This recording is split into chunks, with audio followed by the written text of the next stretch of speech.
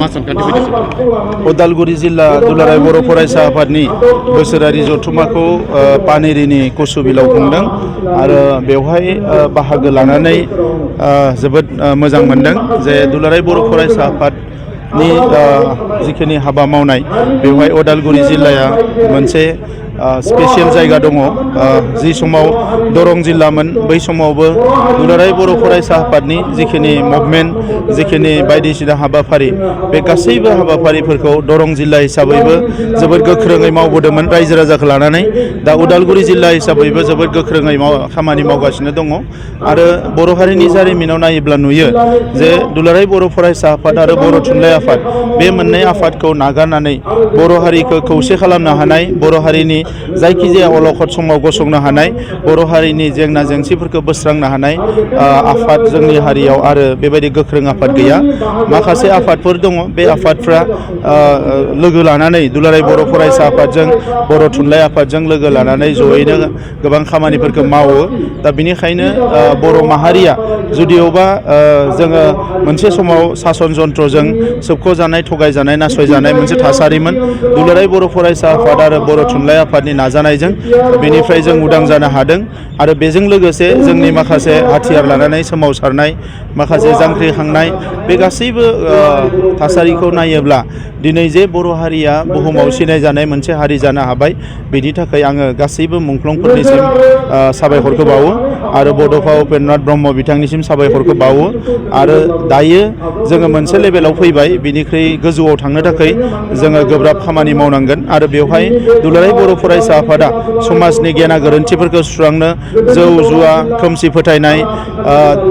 फोथायनाय, ड्राग्स बायदिसिनाफोरखौ फोजोबस्रांनो थाखाय गोदोनिफ्रायनो खामानि मावबोदों आरो दाबो मावबाय थादों। इयुनाव बे गासैबो हाबा मावनायखौ लानानैनो जों मोनसे बड'फाया हास्थायनाय बायदि गेरेमसा हारि मोननो हागोन, बेखौ जोङो दिनैनि समाव मिजिंथिनो हायो। दा बिनि थाखायनो दुलाराय बर' फरायसा आफादखौ अरायसम गोख्रों जानानै थानायखौ जों हास्थायो। पानेरि ओनसोलनि रायजो राजाफ्रा बुंदों दे बिराद बन्सित जानायखौ, जौगाखांनायनि बेलायाव बे बन्सित जानायखौ बेयो गोबाव सम जाबाय। बिटिआरनि जि बिटिसि जि जा 17 इयार्सआव गोबां जौगाथाय हाबाफारि जानांगौमोन, दा बियो जायाखै पानेरि ओनसोलाव। दा बेनिखायनो जोङो पानेरि ओनसोलखौ एसे गोसो होदों।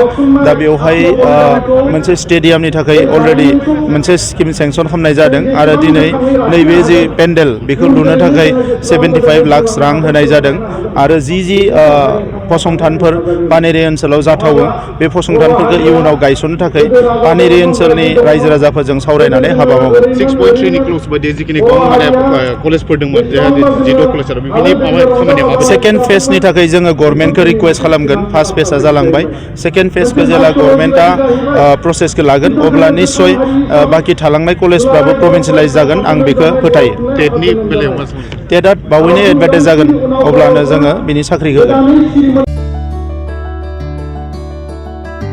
2024-25 सेसन एबा बोसोरनि थाखाय doctor B R. Ambedkar allied health institute फसंथानाव एनएम आरो डिप्ल'मा इन मेडिकेल लेबरेटरी टेक्निशियाननि एडमिशन एबा मुं थिसननाया सोलिगासिनो दं।